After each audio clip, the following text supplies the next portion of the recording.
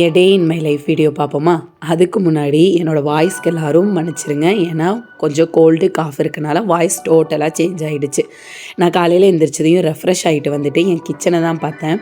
நைட்டே ஃபுல்லாக எல்லாமே க்ளீன் பண்ணி வச்சுருவேன். ஆனால் இப்படி க்ளீனாக இருக்க கிச்சன் இன்னொரு 1 ஹவரில் அப்படியே தலைகீழாக மாறிடும். ஏன்னா ஹரிபரியாக நான் சமைச்சு முடிக்கணும். 3:30க்கு எழுந்திரிச்சாலும் 5 o'clock என் சமையலை முடிக்கணும். நான் அதுக்கு முன்னாடியே வந்துட்டு என்னோடய வெயிட் செக்கிங்கை முடிச்சிட்டேன். தீபாவளிக்கு முன்னாடி நான் ஒரு 65 ரேஞ்சில் இருந்தேன். ஆனால் வந்துட்டு அந்த தீபாவளி டைமில் ட்ரிப் போகிறது அது இது சாப்பிட்றதுன்னு சொல்லி ஒரு 2 kgs வந்து அதிகமாகிட்டேன். அதுக்கப்புறம் மறுபடியும் டயட் ஸ்டார்ட் பண்ணிட்டேன். இப்போ மறுபடியும் அதே அந்த 65 ரேஞ்ச் வந்துட்டு ரொம்ப ஹாப்பி.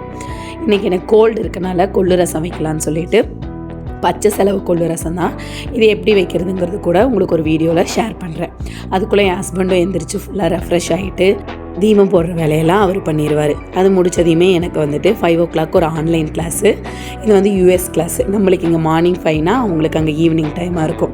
அந்த கிளாஸை 5 to 6 முடித்ததுக்கப்புறமா அப்படியே வந்துட்டு ஒரு டேரக்ட் கிளாஸ் முடிச்சுட்டு 7:30க்கெலாம் வீட்டுக்கு வந்துடுவேன். 7:30க்கெலாம் வீட்டுக்கு வந்துட்டு நான் ஒர்க் அவுட்காக ரெடியாவேன். பிளாக் காஃபி ஃப்ரூட்ஸ் எல்லாமே சாப்பிட்டுட்டு அப்படியே ஒர்க் அவுட் செஷனுக்காக கிளம்பியாச்சு.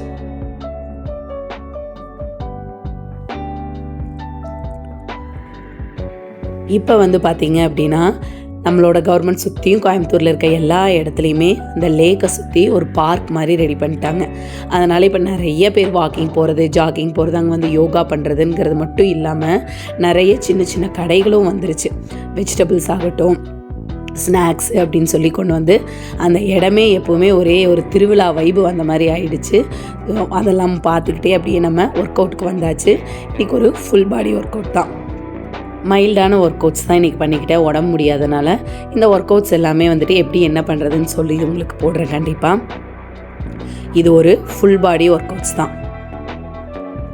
நம்மளுக்கு என்ன தான் பிஸி லைஃப் ஸ்கெடியூல் இருந்தாலும் டைம் இல்லைங்கிற ரீசன் சொல்லாமல் நம்மளுக்காக நம்ம ஸ்பெண்ட் பண்ணி கொஞ்ச நேரமாவது நம்ம ப்ராக்டிசஸ் பண்ணணும். ஃபுட்டை கரெக்டாக எடுத்துக்கணும். இதை நான் திரும்ப எல்லார்கிட்டையும் நான் சொல்லிக்கிட்டே இருக்க விஷயந்தான். இது தான் பண்ணணும், ஜிம் தான் போகணும், யோகா தான் பண்ணணுங்கிறது கிடையாது. ஏதோ ஒன்று பண்ணுங்க.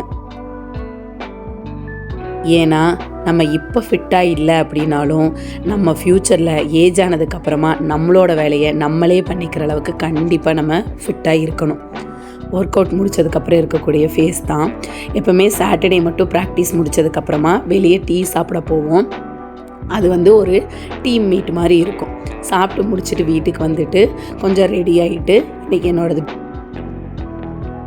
வேறு என்ன எக்கும் ஃப்ரூட்ஸும் தான். அதை சாப்பிட்டு முடித்ததுக்கப்புறமா இன்றைக்கி கார் க்ளீனிங்லாம் இருந்துச்சு.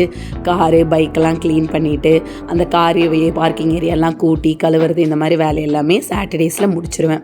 முடித்ததுக்கப்புறமா நல்லா போயிட்டு குளிச்சுட்டு அதுக்கப்புறமா லஞ்ச் சாப்பிட உட்காந்தாச்சு.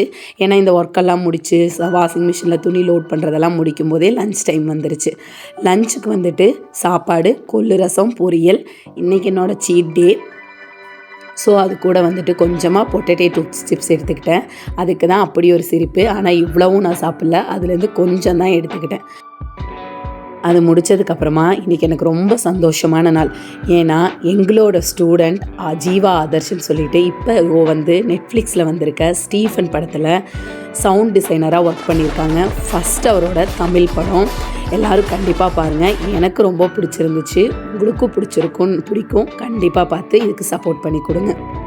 இது நல்ல ஒரு த்ரில்லர் படம் தான். லாஸ்ட் வரைக்கும் நம்மளால் ஜட்ஜ் பண்ணவே முடியாது. நல்ல ட்விஸ்ட்டும் இருந்துச்சு.